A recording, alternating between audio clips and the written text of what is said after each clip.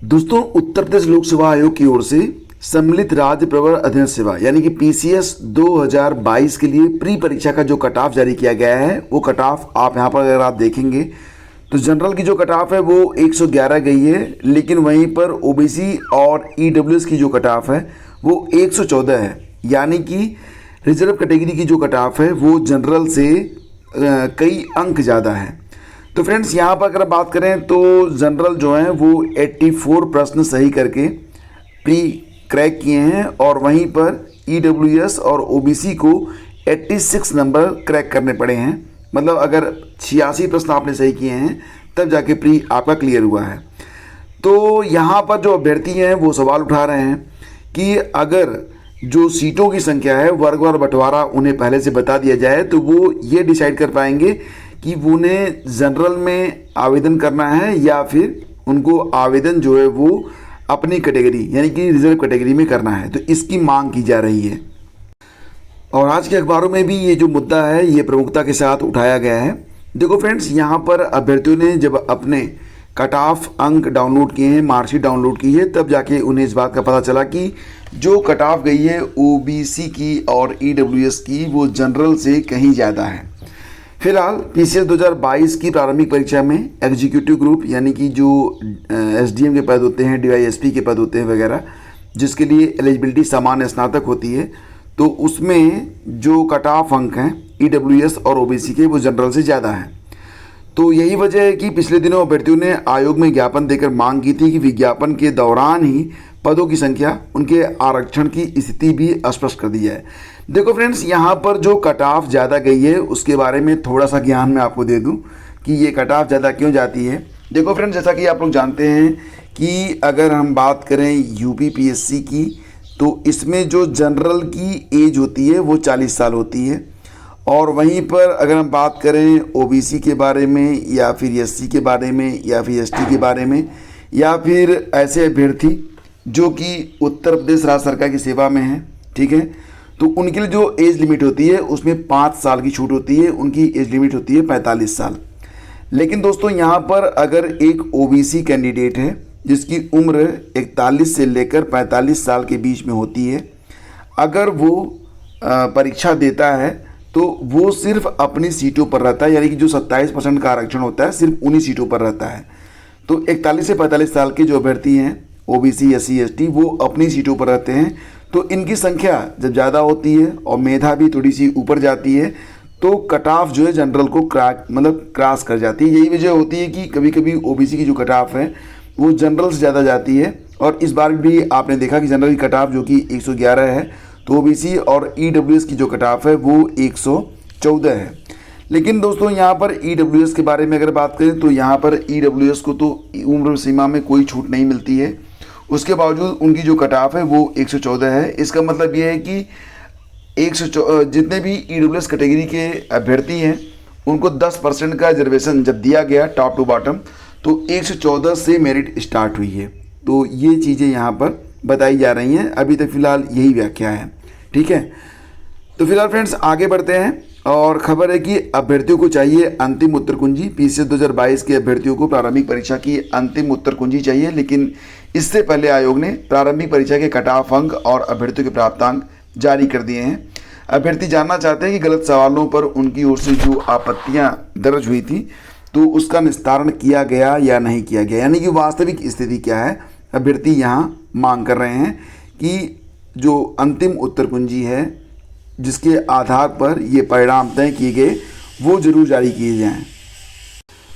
और दोस्तों, यहाँ पर वीडियो एग्ज़ाम जो कि हाल ही में संपन्न हुआ था उसके लिए जो आंसर की है वो जारी कर दी गई है, और यहाँ पर आप देख सकते हैं कि आंसर की के लिए अगर आपको ऑब्जेक्शन करना है तो 24 जुलाई तक आप ऑब्जेक्शन कर सकते हैं। ऑब्जेक्शन जो होगा वो ऑनलाइन मोड से होगा, और एक प्रश्न पर अगर आपको आपत्ति है तब आपको 100 रुपये देने पड़ेंगे। मतलब ये कि यहाँ पर प्रति प्रश्न आपको 100 रुपये के हिसाब से फीस का भुगतान करना होगा, और अगर आपका ऑब्जेक्शन सही हुआ तो आपकी जो फीस होगी वो उसी माध्यम से वापस हो जाएगी। लेकिन अगर ऐसा नहीं होता है तो आपका जो 100 रुपये प्रति प्रश्न ऑब्जेक्शन होगा वो मतलब फिर वापस नहीं होगा।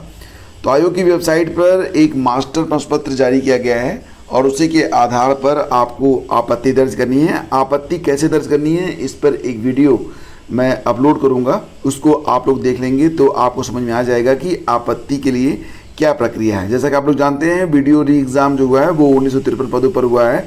ये परीक्षा 2018 में ऑलरेडी एक बार हो चुकी थी, लेकिन उसके बाद गड़बड़ी समझ में आई तो इसका री एग्ज़ाम करवाया गया। लेकिन इस बार भी जो परीक्षा हुई थी तो उसमें तो आपने देखा ही था कि फिर भी लगभग 200 के आसपास नकलची पकड़े गए, और एक नकलची तो ऐसा ही पकड़ा गया था जो कान के अंदर मतलब दिख ही नहीं रहा था, इतनी हाई फाई टेक्नोलॉजी यूज कर रहा था वो।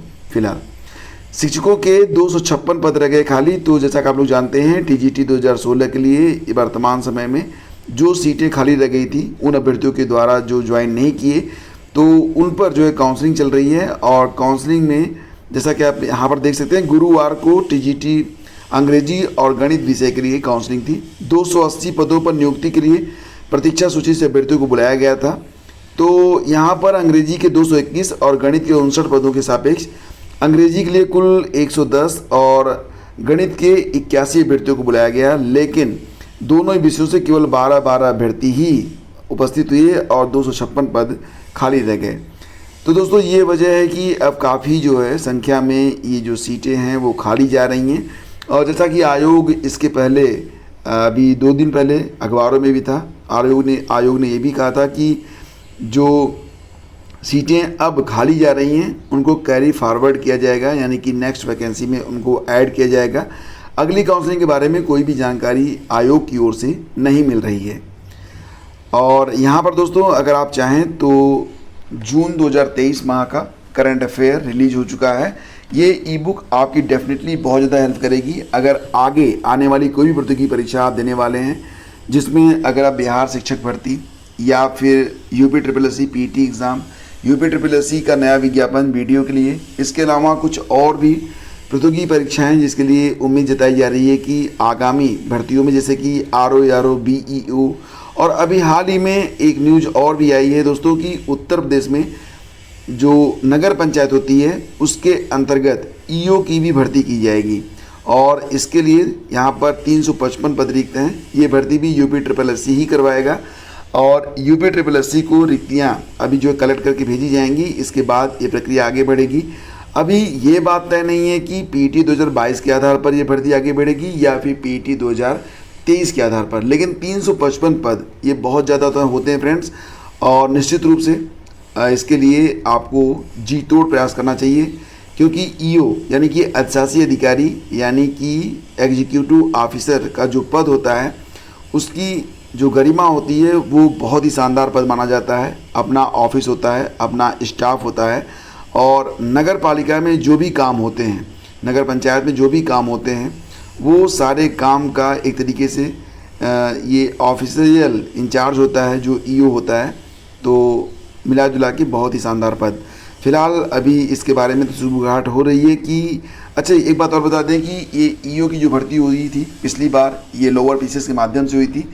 तो ये भी उम्मीद है कि लोअर PCS के आधार पर ही भर्ती हो, यानी कि यूपी SSSC में लोअर PCS की वैकेंसी भी जल्द देखने को मिल सकती है।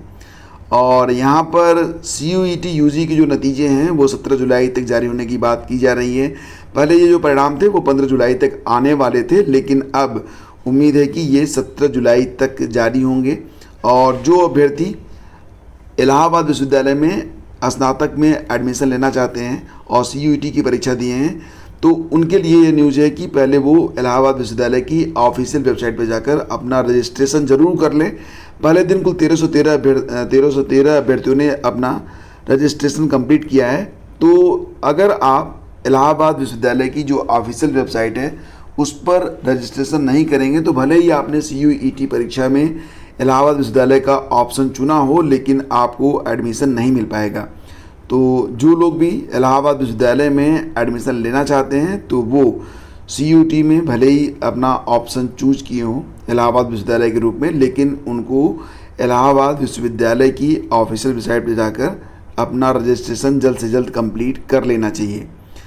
और फ्रेंड्स यहाँ पर देखो बात की जा रही है लेखपाल भर्ती परीक्षा की OMR सीट देने पर निर्णय ले आयोग। तो यहाँ पर दोस्तों ये कहा गया है कि 2 महीने में निर्णय लेने का आदेश दिया गया है। पूरा मामला यह था कि एक याची है जो कि ओबीसी कैटेगरी से है और उसने जो लेखपाल भर्ती परीक्षा हुई थी, जैसा कि आप जानते हैं कि कोई प्राप्तांक तो आयोग ने जारी नहीं किया था, लेकिन जब स्वमूल्यांकन करने के बाद अभ्यर्थी को लगा कि उसने कुल 82 अंक हासिल किए हैं, जबकि ओबीसी की कट ऑफ वो 75.75 है, तो उसका सिलेक्शन क्यों नहीं हुआ। आरटीआई डाली गई कि आप हमारा जो आंसर की है ओएमआर सीट वो दे दीजिए, नहीं मिला तो मामला कोर्ट में गया और अब कोर्ट ने ये कहा है कि ठीक है 2 महीने के अंदर इनकी जो ओएमआर सीट है वो याची को उपलब्ध करवाई जाए। तो कुछ इस प्रकार की गड़बड़ियाँ अगर हो रही हैं तो ये बहुत ही चिंताजनक है।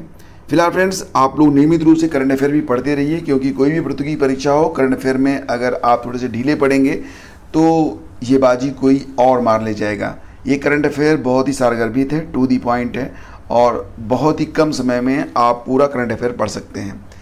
तो दोस्तों, आज की न्यूज अपडेट में बस इतना ही। मिलते हैं आपसे अगले वीडियो में। आज्ञा दीजिए। नमस्कार, जय हिंद।